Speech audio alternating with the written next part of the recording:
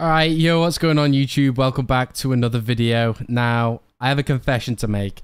This is my second time recording this video, okay? Where's the first one, you know? Like, why not just post that one?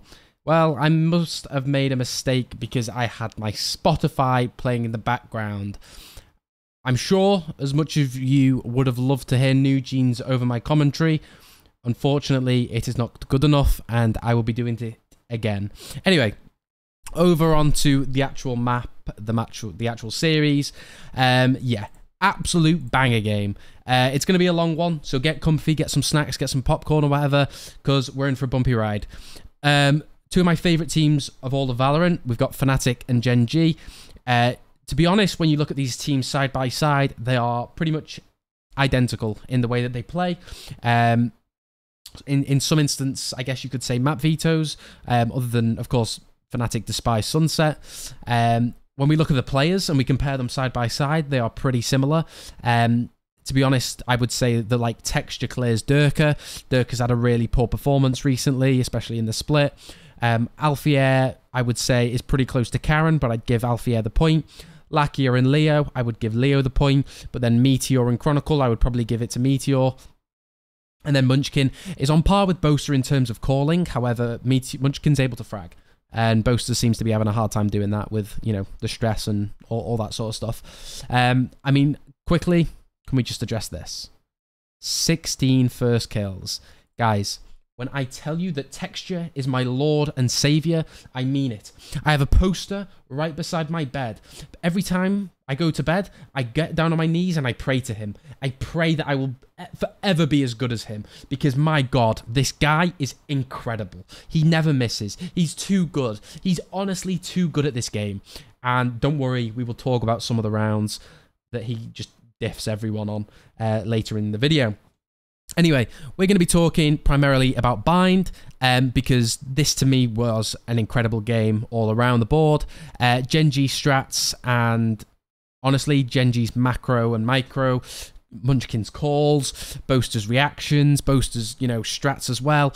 Guys, how does Meteor have a 51% headshot rate? That is insane. But yeah, I mean, anyway, who am I kidding? You guys want to watch the analysis. So, yeah, let's get into it. All right, so here we are on round 4. To be honest, for a round 4 round, this is insane calling from both Boaster, but also Munchkin himself. I'm going to speed it up slightly just because I'm like that. As we can see, the round's going to start off with Leo throwing a flash for short, just in case there's anyone peeking with like an outlaw. A lot of teams seem to be bringing the outlaw into the game a lot more now. G2 Leafs, one of the most prominent players, and Texture likes to pull it out here and there. Anyway, we're going to watch the round. Something that Gen.G, specifically Meteor, does insane is his utility placements, okay? If you're a caller and you're like attacking against any sort of team and that you've got a Cypher, you want to find out where the Cypher's playing. Primarily, not only to break the utility, but you can also avoid the Cypher to make it sort of, you know, like utility costly effective, I would say. So what Meteor does is he goes ahead and puts all his util down on B, and then he instantly rotates towards A. So if you're Boaster here and you're calling and you see that Meteor's on A, you're going to go, right, okay, guys, yeah, let's go towards B, because, you know, that's not where the Cypher's playing, and, you know, we don't want to go into the Cypher. So this, to be honest, is just insane, like, individual strats from Meteor himself. And I'm telling you, every single round, they change it up. Every single round. It's incredible to watch. Now, here's where the fun begins. So it's been about 20 seconds, and Boaster tells... I mean, I guess the strat that they're calling is they're going to pressure over towards B and just sort of default a little bit. Get the information. Find out where the players are playing. Where are the enemies and the defenders playing, and what control do they have? So this is where we see Chronicle send a dog into showers, and he gives the all clear to Boaster, saying there is nobody showers, and we've spotted Cypher. Cypher is on A, okay? So what do? Chronicle instantly runs through spawn towards B long, and Boaster calls everyone back from B, and they're going to pressure A short a little bit. They're going to, you know, just sort of show presence, whilst Chronicle can get maybe a timing or an insert into B long. Now, just keep in note, right? Look at Lakia's dog placement. At 45 seconds, 46 seconds, he sends a dog instantly down B long, just to double check if there's any sort of lurkers. And this is where we really see sort of the insane mind games from both Boaster and Munchkin. So as soon as Lakia spots Chronicle on this cam, and he does try to hide it, but he does get spotted, Munchkin decides to take space and see if he can maybe punish Lakia, but off of the util and the steps that he hears, he knows that it's a fake and they're going to be coming towards B. Now, like I said again, let's just keep an eye on this Cypher utility, right? Because Munchkin's instantly retreated through hookah to support Lakia on long if they come. But Lakia hears all the steps long, gives the audible to Munchkin. Meteor can check the cam and says, guys, there's no one in hookah either. It's got to be a fake. There's no way they're committing to this. Now, FNATIC are known currently as melons. Why are they known as melons? Because these guys run the clock down and they leave too much time for them to sort of deal with the defender's utility. If we're Gen.G, not a single player has had to rotate from this A site because they know it's a fake. They know they're not going to commit to this B site. So this just allows them to fully defend and hold for any aggression. Now, this is where I think Boaster's probably made a little bit of an issue because he's not really took accountability for the fact that Texture does have his ultimate. And this instantly denies the possibility of getting a plant down. And even if he uses it, he's probably going to get a kill off it. So as we can see, Texture instantly ults into showers and just double satchels to delay for anyone pushing through. Karen's able to get a kill and then throws in the Brimstone ult. So the round is pretty much lost instantly. And I think that is round 4. That's round 4 of a first to 13 match, guys. And this is round 4.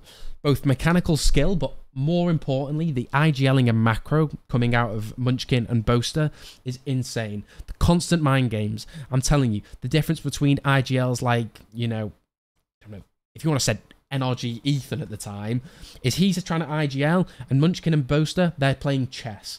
They are playing chess. You're going to put your pawn 2 steps forward. I'm going to move my bishop three paces to the left, whatever you want to call it. So yeah, that's round 4. Let's look at another one real quick. Right, yo, we are back at round 5, and here we see another different type of setup from Meteor. He puts double trip short. He instantly acknowledges, and you can tell that Gen.G have these set protocols in plan, that when they're on a low buy and they're probably going to eco, we need to make sure that we're not playing anybody lamps, because the Rays will often double satchel with a Judge or a Stinger or a Bucky or whatever you want to call it. And we're going to instantly double trip to deny that sort of flood. And I think this sort of just utility placement from Meteor, it's just so strong. Like, if you're an IGL or you're a coach or whatever, it's so hard to guess what they're going to do, because you need to default and find out what they're actually doing. And even when you think you might know, you might be completely wrong, because he's put a trip on both sides of the map, so you can't actually tell. This is another example of pulling out the Outlaw and showing just how strong it is. Both, like, its cross-map presence, but overall, like, the Outlaw shakes up a team. Like, the Outlaw, similar to the Op, as soon as you hear it, as soon as you see it, your game plan changes. Because you might have gone, right, let's call for an A-split. They pull out an Outlaw. Oh, okay, we can't actually do that now. Because if we peek into it, we're going to get 140'd. We could get insta-killed. It's not worth it. We need to now go to B. And that's what Texture does. He pulls it out when he knows that FNATIC are on an eco. He can punish the Viper outside of showers, farm the orb, and it's completely free. And somehow, right, even with this utility from Meteor, Durka does a Mission Impossible and goes through the trips. I actually don't get this. He has been practicing that satchel movement, I guarantee you. Anyway, he gets into hookah, or he gets into lamp, sorry, and this is the thing, right? This is the difference between a coy, a gentlemate, whatever you want to call it, is Gen.G are always one step ahead. When you think, oh, okay, we're on an eco, let's send Durka into lamp so we can get a pick and maybe play around that. Nah, that's not how Gen.G work. They're always a step ahead. They're constantly thinking. They're constantly adapting. They're aware. And Durka just doesn't know what to do here, because he's in lamps with a Judge. Texture's got another kill onto Boaster. And FNATIC are just lost. They have no sort of, like, cross-map presence with a lurk because the Viper's dead.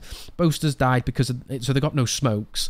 Like, it's so hard for FNATIC to do anything now. And it just allows Meteor to just get his headshot percentage up a little bit and basically just flood Durka out of the spot. And as we can see, that's exactly what happens. So another really well-played round from Gen.G.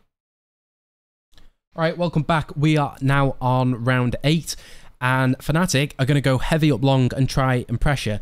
FNATIC have actually just, I'm pretty sure they've ecoed Gen.G here. So Boaster probably has a feeling that their B site is quite weak. And here we see Texture and Lakia trying to take that B long space, maybe get a fight out of it. And I think give kudos to FNATIC. They do have a good B take. You know, they send the molly in to deny the long angle. And then Chronicle follows it up with a dog. And then Lakia has to retreat this. He cannot fight. It's simply impossible. Now, one thing I want us to look at right now is the ultimate economy. Because FNATIC have good money. Gen.G not so much.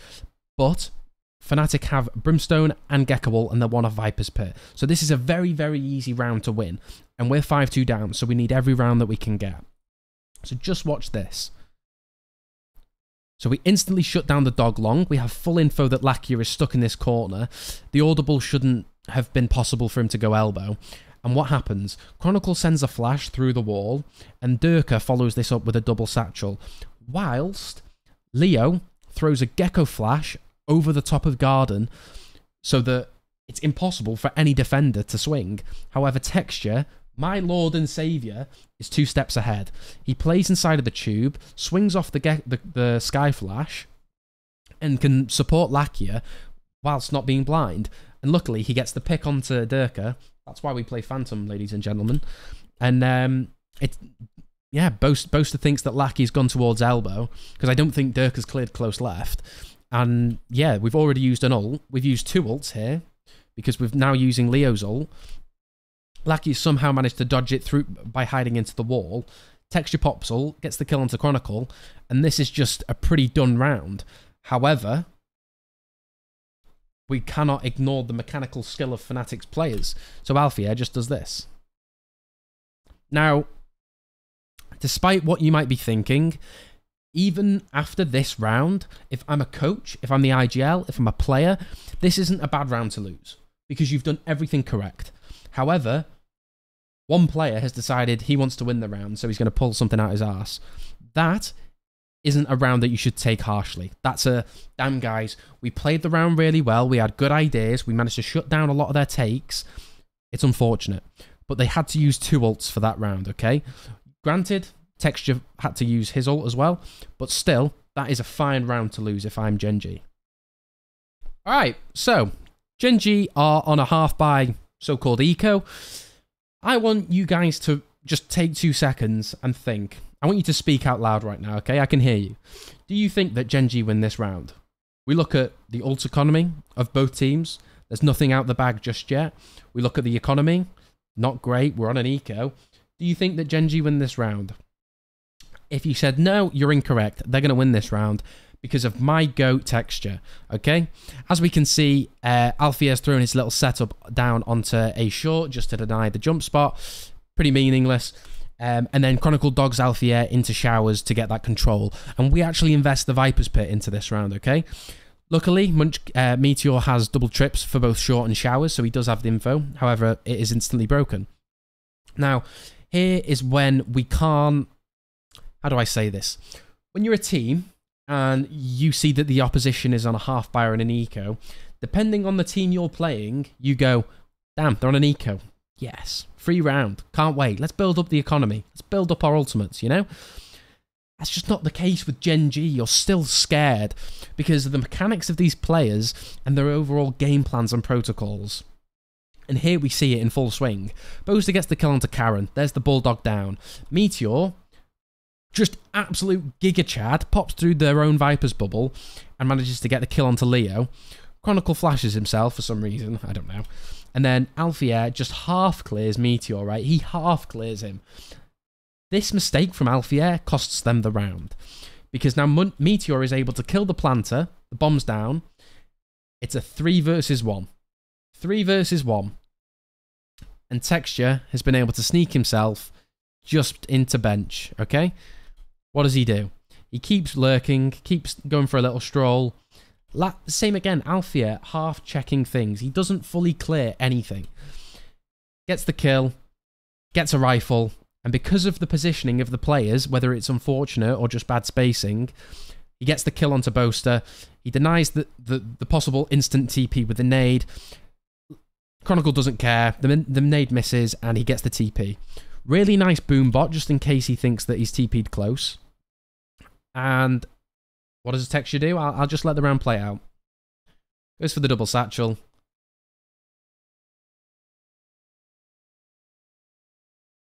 Guys, he's too good.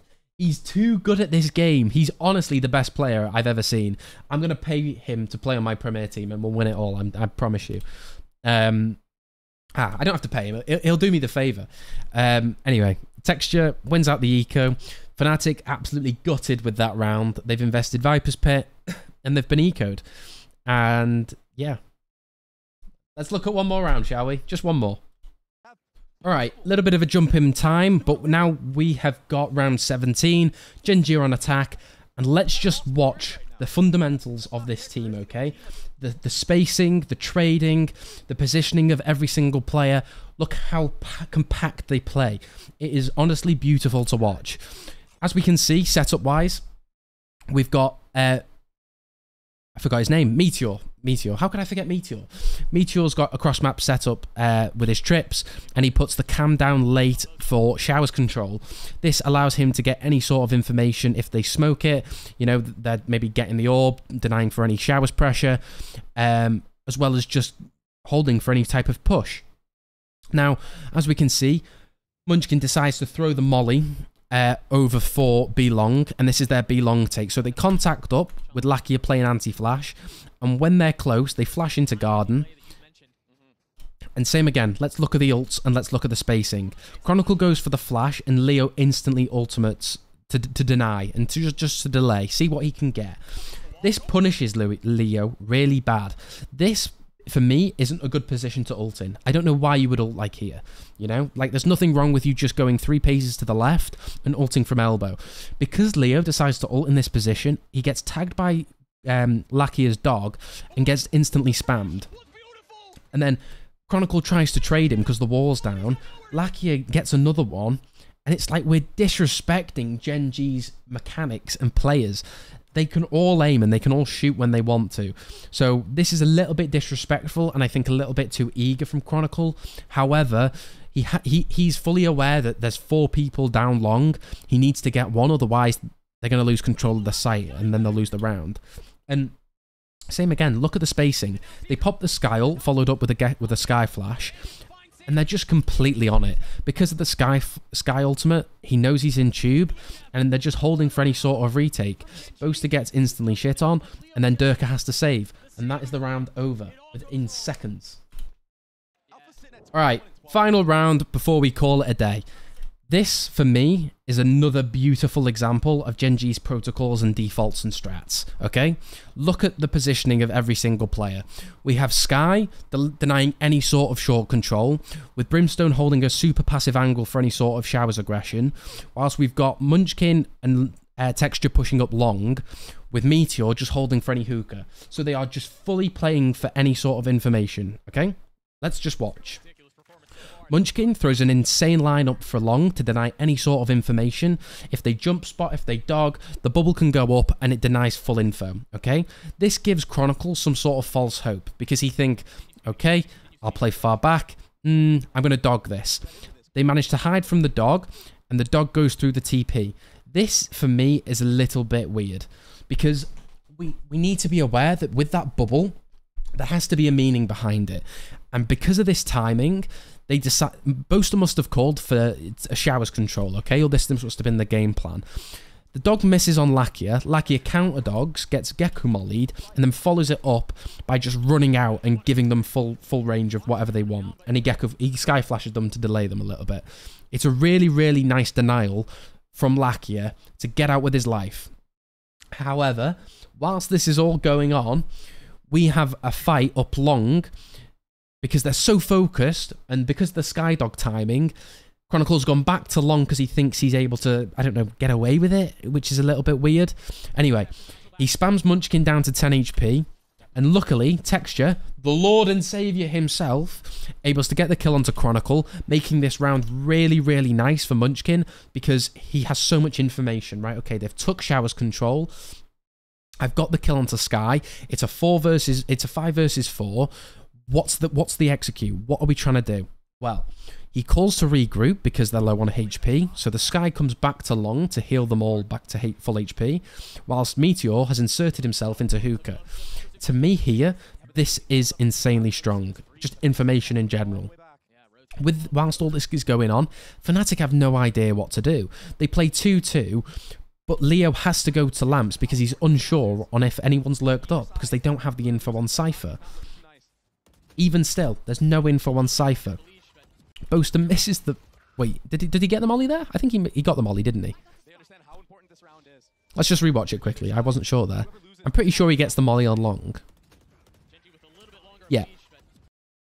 Yeah, I think. Yeah, he gets the molly on Long, followed up with a raise nade for back of sight, and Alfier just shoots people, but they get the sight. You know, they play the trades extremely well, and it forces Durka and Leo into a 2v2 retake against the Viper's Pit, okay? This is really hard to win. And it's a big, big round, because if Gen.G win this, they break FNATIC's economy. If FNATIC win this, they break their economy. So it's a huge round for them to try and win. As soon as the Viper Pits comes out and Leo goes for a retake, they throw in the Brimstone ult that we've gained from planting the bomb, and the round is pretty hard. Karen just sends it into the Viper's Pit, and Munchkin is able to get the kill onto Durka.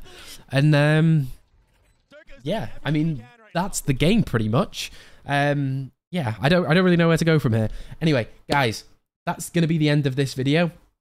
If you enjoyed it, like, subscribe, do whatever. Guys, I'm loving the comments, okay? Keep it up with the comments. I like the comments, I like the criticism. If you want to see any type of video, please let me know down in the comments and I will do it for you. Like my socials, follow them, stay up to date with me. I live stream regularly, so come follow and have a chat with me. I'd appreciate it. And yeah, we'll leave it there. Like I said, guys, if you liked it, follow, subscribe, and I'll see you in the next one. Peace.